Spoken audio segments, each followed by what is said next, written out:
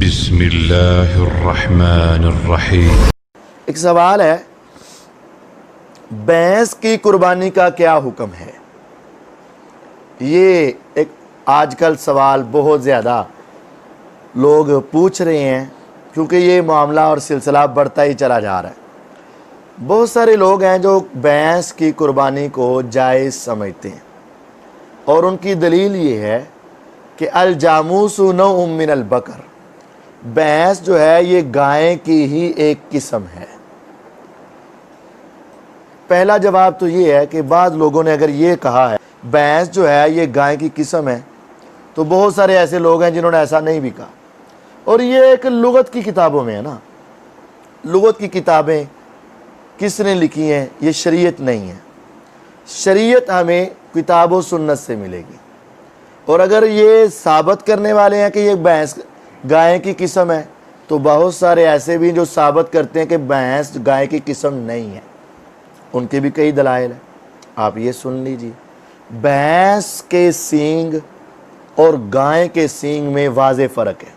کبھی بھی آپ کو گائے کے سینگ موڑے ہوئے نظر نہیں آئیں گے، ہمیشہ سیدھے ہی نظر آئیں گے، یا نیچے کی طرف لٹک رہے ہیں یا اوپر کی طرف بڑھے ہیں، یا ہے ہی نہیں۔ بھینس کے سینگ جب بھی نکلتے ہیں تو وہ مڑتے ہیں۔ بھینس کے دودھ اور گائے کے دودھ میں بے پناہ فرق ہے، غذائیت میں بھی رنگت میں بھی۔ بھینس کے بیٹھنے اور گائے کے بیٹھنے میں بڑا فرق ہے۔ بھینس یہ گندی جگہ پر بھی بیٹھ جاتی، لیکن گائے نہیں بیٹھتی۔ گائے اور بھینس کا یعنی ان دو نسلوں کا آپس میں کراس بھی نہیں ہوتا ہے، اور بھی بہت زیادہ ان کے فرق واضح ہیں۔ اگر یہ قسم بنائی جائے تو یہ قسم نہیں بھی بنتی ہے۔ اگر یہ کہا جائے کہ زکوٰۃ کے معاملے میں بھینس کو ہم گائے کے اوپر قیاس کر کے اگر زکوٰۃ دے دیتے ہیں تو ہم اس کی قربانی بھی دے دیں گے، تو پہلی بات یہ ہے کہ جو بنیاد بنائی ہے نا وہ بنیاد بھی غلط ہے۔ ہم تو یہ کہتے ہیں کہ بھینس کی زکوٰۃ گائیوں کی زکوٰۃ کے حساب سے نہیں ہوگی، بلکہ اس کی آمدنی کے اوپر زکوٰۃ ہوگی، تعداد کے اوپر اس کی زکوٰۃ نہیں ہوگی۔ تیسری بات یہ ہے کہ سب باتیں اگر ان کی مان بھی لی جائیں اپنے بھائیوں کی کہ جناب یہ بھینس جو ہے یہ گائے کی قسم ہے، مان لیا وقتی طور پر، جو بھینس جو ہے یہ اس کی زکوٰۃ ایسے دیتے ہیں، یہ تو ان کا مسئلہ ہے نا، دیتے ہیں کہ نہیں دیتے۔ یہ قربانی ایک تعبدی حکم ہے، یہ ایک عبادت ہے۔ عبادت میں اپنی عقل اور سوچ نہیں لگے گی، یہ بات یاد رہے۔ عبادت میں قیاس نہیں ہوتا، عبادت میں عقل اور اجتہاد نہیں ہوتا، عبادت میں رائے نہیں ہوتی۔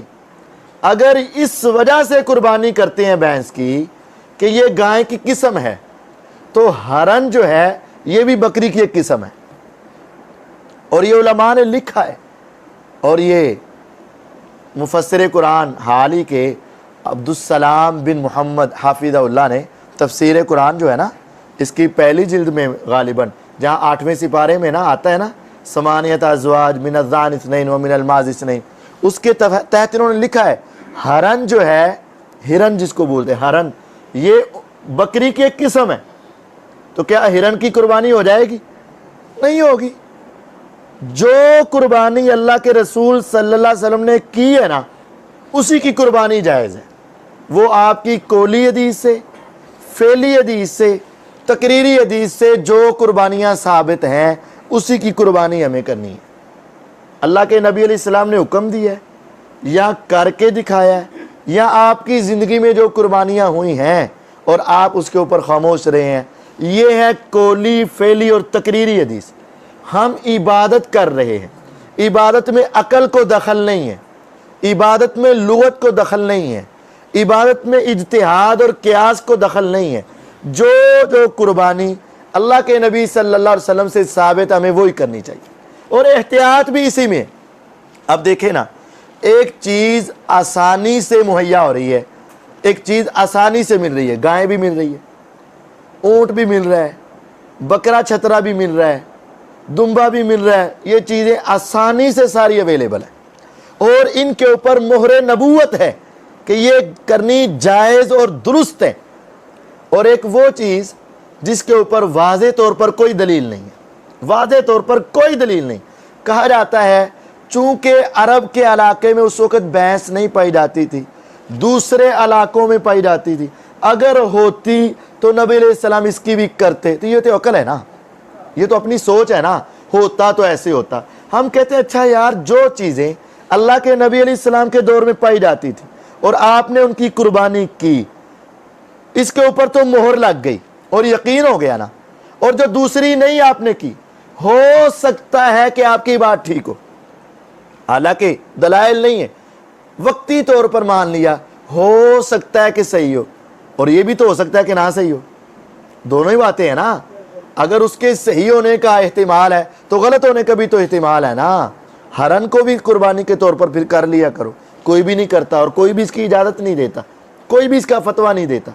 تو جب ہم قیاس نہیں کر سکتے تو پھر اللہ کے نبی علیہ السلام کی ایک حدیث ہمارے سامنے رہنی چاہیے، دع ما یریبک الی ما لا یریبک۔ جامع ترمذی میں روایت، حضرت حسن رضی اللہ تعالیٰ عنہ، اللہ کے نبی علیہ السلام کی وفات کے وقت ان کی عمر زیادہ سے زیادہ 7 سال کی تھی، 7 سال کی عمر، زیادہ سے زیادہ۔ اس وقت بچے کو کیا علم ہوتا ہے؟ آپ سے بعد میں پوچھا گیا، اے حسن رضی اللہ عنہ، اللہ کے نبی علیہ السلام کی کوئی باتیں بھی یاد ہیں؟ کہا ہاں مجھے ایک بات یاد ہے، اللہ کے نبی علیہ السلام نے مجھے بچپن میں کہہ دیا تھا، اے حسن رضی اللہ عنہ، جس چیز میں شک ہو نا وہ چھوڑ کر ایسا عمل کیا کر جس میں کوئی شک نہیں۔ تو اس قربانی میں پہلی تو بات ہے کوئی واضح دلیل نہیں نبی علیہ الصلوۃ والسلام سے، صحابہ سے، تابعین سے، اور پھر عقل کے ساتھ، اجتہاد کے ساتھ اگر آپ ثابت بھی کر رہے ہو تو ایک وہ قربانی جس کو کرتے ہوئے دل میں کھٹکا رہے، شک رہے، اور ایک وہ قربانی جس کے اوپر یقین ہو، تو ہمیں ایسی قربانی کرنی چاہیے جس کے اوپر یقین ہے، تاکہ ہمارا اللہ کے راستے میں کیا ہوا قربان، وہ جانور اور وہ پیسے اور وہ محنت کہیں رائیگاں اور فضول نہ چلی جائے۔ اس وجہ سے ہمیں بھینس کی قربانی نہیں کرنی چاہیے۔